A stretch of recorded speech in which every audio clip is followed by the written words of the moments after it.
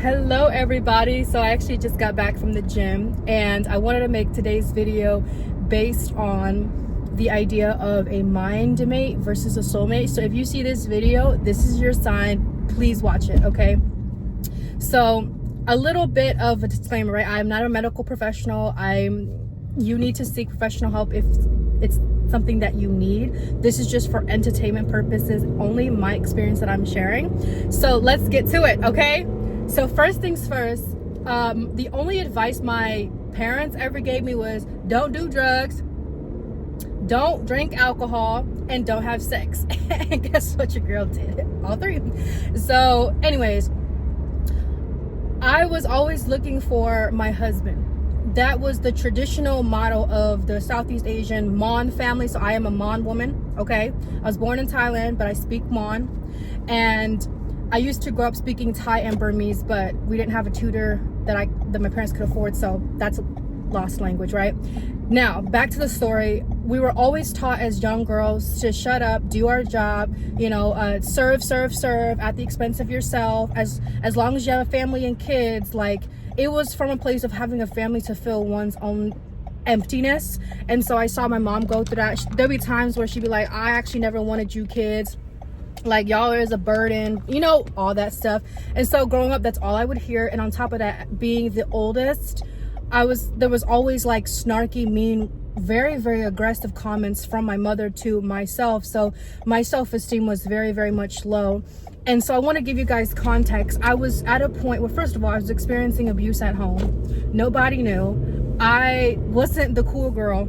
Okay. I went with the mentality of, I'm just gonna be the person that my parents want me to be so that way I can receive affection. And no matter how much I try to change with myself, my hair, the way that I would cater to my parents, especially specifically my mom, it was never enough. So I always learned this from Tony Robbins, and he asked this lady, it was like, who did you have to be to receive the affection from the parent you wanted the most? And for me, I had to be a man to receive the affection from my mother. Keep that in mind. A mind mate is a pre-assembled ideal partner that you have created based on past experiences to fill a desire or a need that you have, but it is not the man that God has for you. So a mind mate, again, is someone that you think is your type. You think is gonna fill your cup. And I've had 3 relationships that did not align with my values, and so I never went to God for them. I was going through a mind mate. Oh, this person has a job, at least he shows me affection, but I'm gonna ignore all the other stuff and I'm gonna drag myself along because I just want love and I just want affection. Nothing wrong with trying to want love and want affection, but if it's at the expense of yourself, which in all 3, okay, based on my trauma, I attracted mind mates.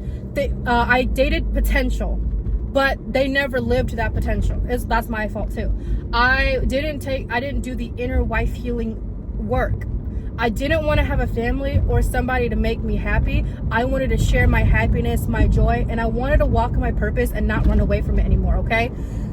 Again, my first boyfriend was really I graduated high school, going to college. My first ever boyfriend was 19.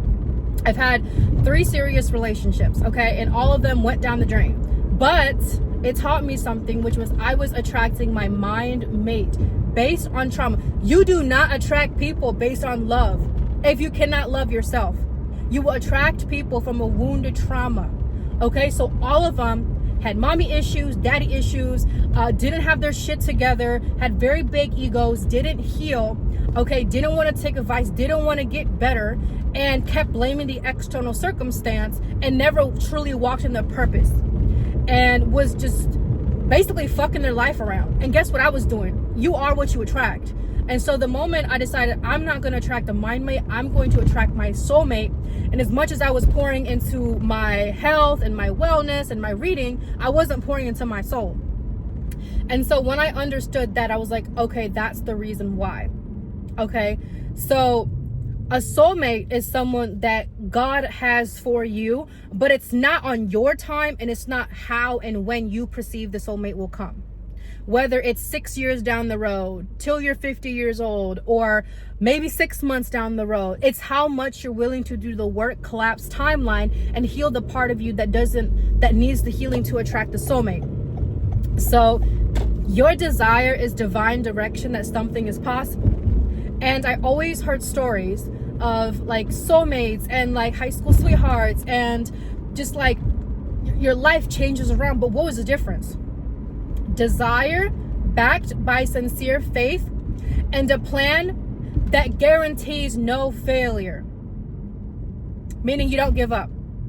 Again, 3 failed relationships, but I didn't fail as it was needed to teach me. And plus, both of our soul contracts was like, okay, we needed to see each other, be with each other, be intimate, so that way we can learn something to obtain the partner that we individually needed. Like, my motto is I will never let any boyfriend stop me from my husband. And guess what? All the boyfriends left. But I know that God has my husband for me. And I realize God is protecting me and my husband right now because we need work done.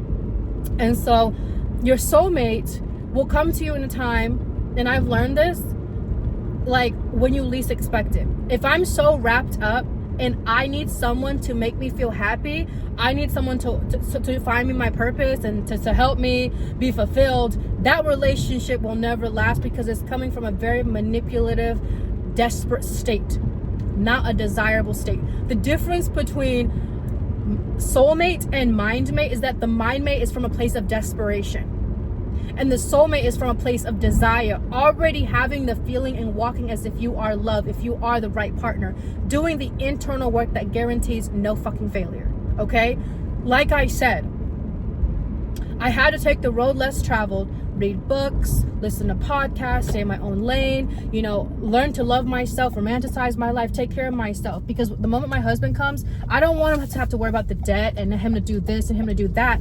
I should already be fulfilled. I should already be the woman that God has, a wife, so that way we merge together as one. And that's the thing that I've learned today, and I'm very, very grateful.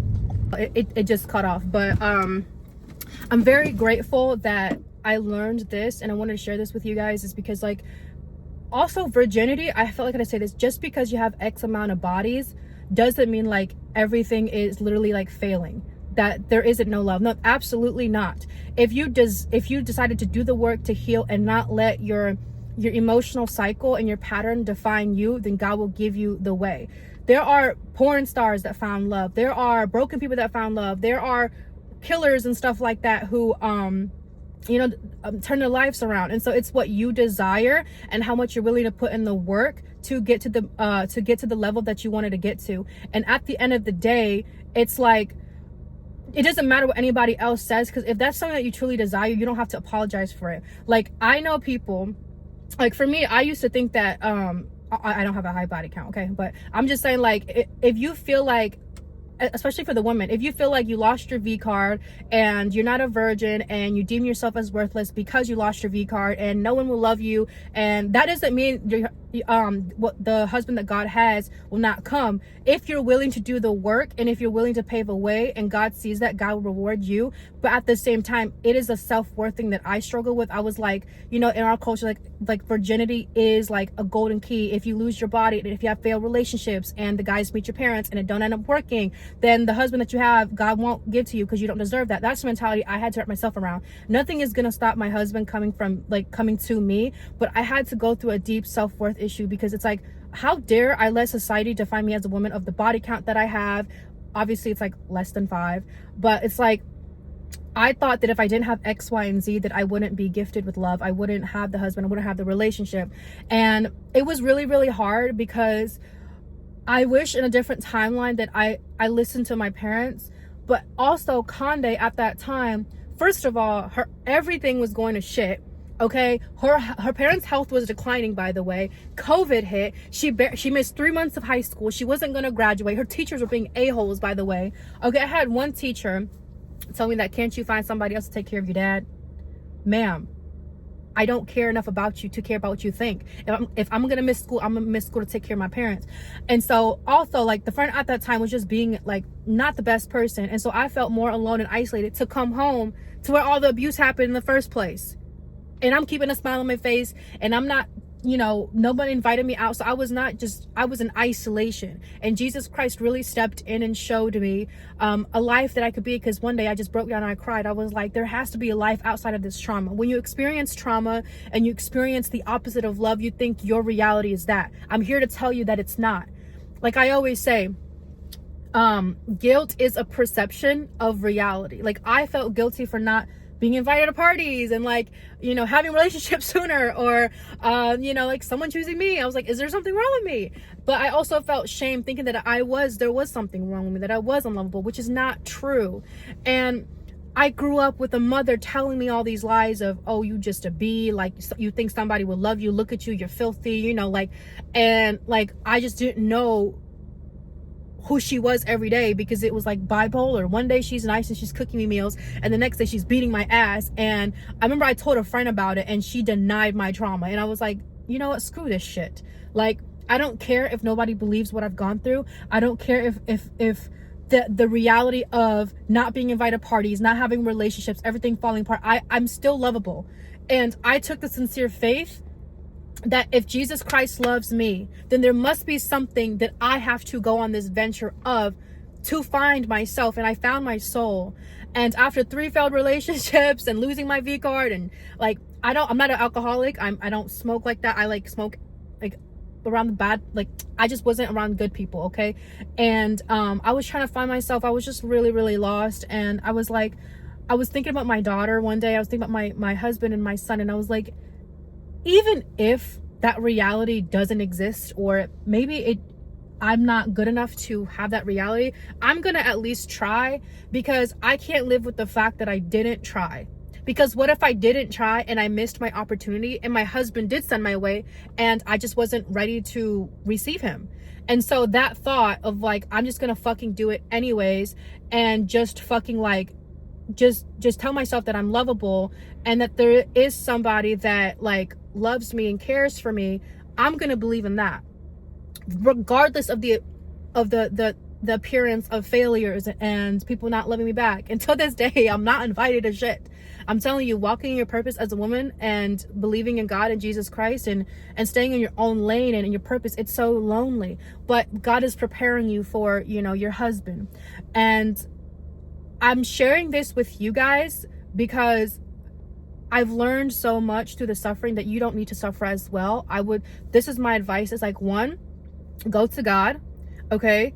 2, walk in your purpose. And 3 is love yourself like your life depends on it. And those 3 combinations, and obviously have patience and faith and fairness and integrity.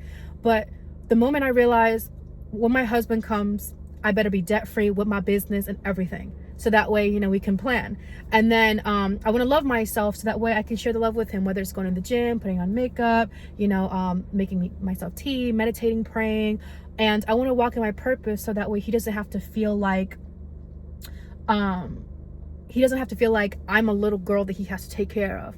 And, you know, I didn't trust myself enough to be the woman that I needed to be to receive that. But now I realize, okay, I've learned my lesson. Let me step back and let me figure out how I can attract my husband, my soulmate, not my mind mate. And that has to do with the internal world. And that is a conversation that is really scary, because one thing at least that I learned was I didn't realize how neglectful I was and manipulative I was to myself. And I still had to find a reason to love myself. And the hardest part is loving the man, because I know what they're capable of, and still choosing to believe in God and like a husband, when my whole life testimony was like, this didn't work out, and this happened, and this. And so rewriting your story and creating a new identity as a woman, and just sitting in your own presence and being patient. And I always am a firm believer of true love, like true romantic love, and not being afraid to go after it. And in our society, in modern day society, loving is really, really hard, because that means the friends have to go, the food habits have to go, the mindset has to go. You literally have to strip yourself of everything that no longer serves, if you desire true friendships, true relationships, true partnerships. And I was like, you know what, fuck it. I've lost everything, you know, moving from state to state, and repeatedly, one thing after another, losing it all. Like, you want to talk about the story of Job? Like, I kind of went through a similar situation where, like, relationship failed, left with nothing, no money in my bank account 3 times. Found myself in my car. Okay, I had to bust my ass off, sleeping here, sleeping there, and it was just like Conde had a really, really strong portfolio, and she needs to tell herself that she's worthy, because absolutely, I tried and failed and tried and failed, but I never truly failed because I never gave up. And the skills that I've learned now, each relationship taught me about patience and love and inner reflection, taking accountability, believing in myself. And the moment I decided, you know what, like, I'm worthy of love, there is a man out there who is loyal and faithful and loving and kind and funny, and it's just like, I'm not going to let my old resume of everything that I experienced be the reason why I don't believe in true love. That's not okay. And Jesus Christ fought for my life. And so I'm gonna fight for my life. And I always talk about the analogy of, you're in this courtroom, okay, you are your own defense attorney as to why you deserve the love, the relationship, the business, the kids, and the prosecuting attorney, which is against you, right? I always say, like, your shadow self is giving you every reason why you shouldn't. And they're really, really good, because the hardest battle is battling someone literally the spitting image of you, who knows every move, every experience, which is the voices in our head. But what it doesn't know is what you decide to do now, because the shadow operates in the past. But if you can choose to be present in the present moment, in the future, and make a decision to want better for yourself, the shadow doesn't understand, because it doesn't operate in that world. So an example how I won my case to fight for the love of my life is, I remember, like, when I came back home and I was in my basement, I literally, Hi.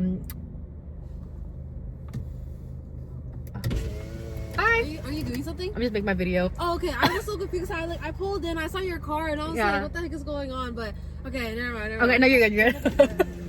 But, okay, back to analogy. So, she's so sweet. Okay, so back to the analogy, okay? Imagine yourself, like, in a courtroom, and your shadow self is the strongest, smartest prosecuting attorney who knows everything about you. How the fuck do you win a case? Especially if you, like, truly do believe there is love out there. You can start that business. How do you win a case? And for me was, okay, well, if my shadow knew everything about me, then I don't need to focus on the things that I've done wrong. Right? I need to focus on what I want to do now. And so I thought of every little thing that I did for everybody else. Throwing people birthday parties that they've never had for years, surprise birthday parties, writing gifts and notes and flowers, you know, painting and being considerate and, like, you know, loving, being loyal even when they weren't. And it's like, that's the reason why. Like, that is the reason why I won the case. Because it wasn't that I was alike like everybody else. It was why I decided to be different. I wanted different. I decided to be different. And I decided that I'm going to be happy. I'm going to be joyful. I'm going to be peaceful. And I'm going to do everything in my power to get to that reality. And I'm going to do it while being loved by my husband, while being provided for and being poured into, because my old way wasn't working anymore. My old ways weren't working anymore. And so I decided, I'm going to find my soulmate. I'm going to win this case. I'm going to let go of my mind mate. And there's still this idea of, like, oh, he has to be X, Y, and Z, X, Y, and Z. But God gives you what you need, not what you want. I now am in a state where I desire a husband, but I'm not desperate. Okay? Because then I'll settle for less. And I've done that multiple times. Like I always say, you guys absolutely have the power to attract to the life that you want. But that doesn't mean you don't do the internal work and the desire backed by faith and a plan that guarantees no failure.